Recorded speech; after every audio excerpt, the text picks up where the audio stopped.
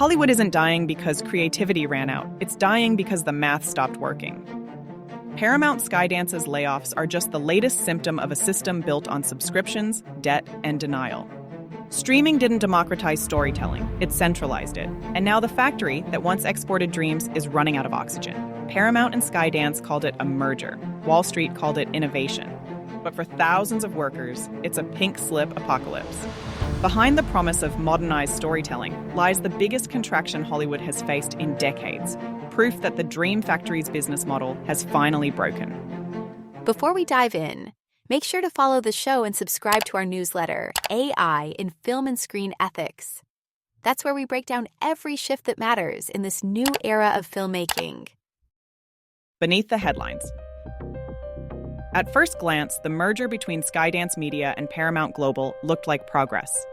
CEO David Ellison promised innovation, efficiency, and what he called modernized storytelling. But behind that language was a spreadsheet, a plan to save $2 billion annually through cuts. Paramount employed nearly 18,600 people at the end of 2024. Skydance added another 500. Today, roughly 10% of that combined workforce is gone, erased across film, streaming, and television divisions. From Paramount Pictures and CBS to Nickelodeon, Pluto TV, and Paramount Television Studios, no department escaped untouched. The layoffs come even as Paramount pours billions into rights deals. $7.7 billion for UFC, $1.5 billion for South Park, and a 4-year contract to lure the Duffer Brothers from Netflix. Money, it seems, still flows, just not to the people who make the work possible. The broader collapse. This isn't an isolated story. It's part of a systemic contraction reshaping every corner of Hollywood. Since 2024, major studios have collectively cut thousands of jobs. Warner Bros. Discovery has eliminated over 1,100 roles since its merger. Amazon MGM let go of 700 more. Disney, still restructuring, continues its rolling reductions. Across California, employment in film, TV, and sound recording has fallen nearly 30% since the 2023 strikes. Los Angeles film shoot days are down 35% from pre-pandemic levels. Television production has dropped almost 50%. Even Georgia, once the tax incentive paradise, saw its project count shrink 40% in a year. A veteran prop master with 2 decades of experience recently summed it up. I've had less work in the last year and a half than at any time in my career. That isn't anecdotal, it's statistical reality. If you're curious how to plug AI into your workflow without crossing ethical lines, download our Ethical AI in Filmmaking playbook. It's free, and it's built exactly for filmmakers navigating this moment. Why it's happening. To grasp this crisis, you have to look back at the so-called streaming revolution. 5 years ago, every studio tried to become Netflix. They killed the old model, theatrical releases, DVD sales, cable licensing, believing streaming would replace it all. It didn't. In 2010, Americans spent $10 billion a year on physical home entertainment. By 2023, that number was $1.6 billion. Gone. Cable television, once the cash engine of Hollywood, has entered a death spiral. Viewership for linear TV fell below 50% in 2023. The first time in history. Studios wrote down billions. Warner Bros. Discovery slashed $9 billion in cable value. Paramount cut $6 billion across MTV, Nickelodeon, and Comedy Central. And streaming, it's still bleeding money. Netflix stands alone in consistent profit. For everyone else, subscriber growth stalled, content costs soared, and audiences began canceling. Half of U.S. consumers now say they pay too much for streaming. The result, the entire revenue foundation of Hollywood collapsed. Theatrical, home, and television, all at once, and the fix isn't coming. The human toll. Behind every corporate press release is a human equation. A decade ago, a skilled cinematographer or editor could rely on steady freelance work. Today, even seasoned professionals scramble for scraps, competing with hundreds for jobs that last weeks instead of months. Many are leaving the field entirely.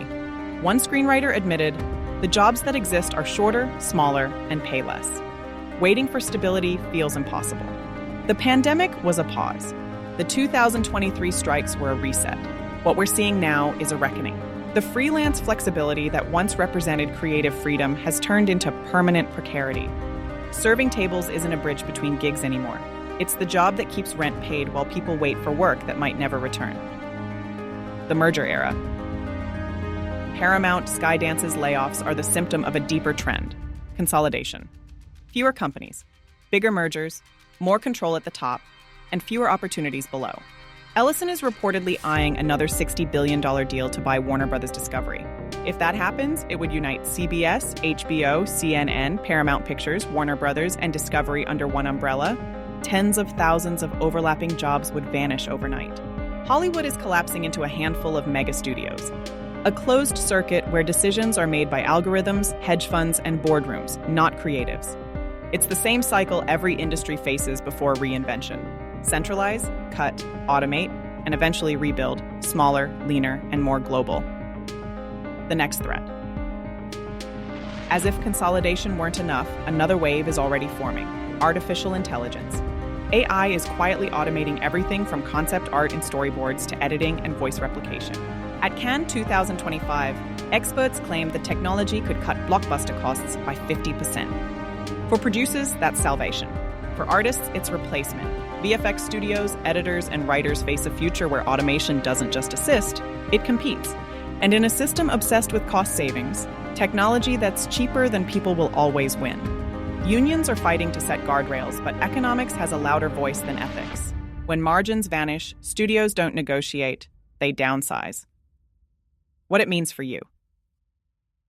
If you work in film or television, this moment demands brutal honesty. The industry you entered no longer exists. The studio ladder has splintered. The middle class of Hollywood, the crew, the editors, the mid-level writers, is disappearing.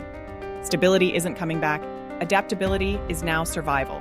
Those who stay will do so by diversifying, moving between film, branded content, education, social media, and independent work. Those who can't will leave, often by necessity rather than choice. As one analyst put it bluntly, the dream factory isn't shrinking. For many, it's already gone. The broader truth. The Paramount-Skydance layoffs are not just a corporate headline. They're a mirror held up to an entire system that's collapsing under its own weight. An $8 billion merger followed by 2,000 terminations isn't strategy, it's survival theater. Hollywood built its empire on recurring revenue streams that no longer exist. It replaced them with promises that haven't materialized. And the workers, the people who light the sets, edit the cuts, and write the lines, are the ones paying the price. Streaming was supposed to democratize entertainment. Instead, it centralized it further, compressing power into the hands of a few while hollowing out the base. This is what the end of an era looks like: fewer studios, fewer jobs, and a generation of filmmakers who will have to rebuild the system from the ground up. Closing reflection. Hollywood isn't dying because creativity ran out. It's dying because its business model did. And that collapse, painful as it is, might finally clear the stage for something new. For filmmakers willing to adapt, to experiment, and to take back authorship from the corporations that commodified it, there's still hope. But first, we have to face reality. The dream factory has cracked wide open, and the next generation of storytellers will have to decide what rises from the rubble. Follow this show if you want the truth, unfiltered, unsanitized, and focused on what's really happening behind the headlines.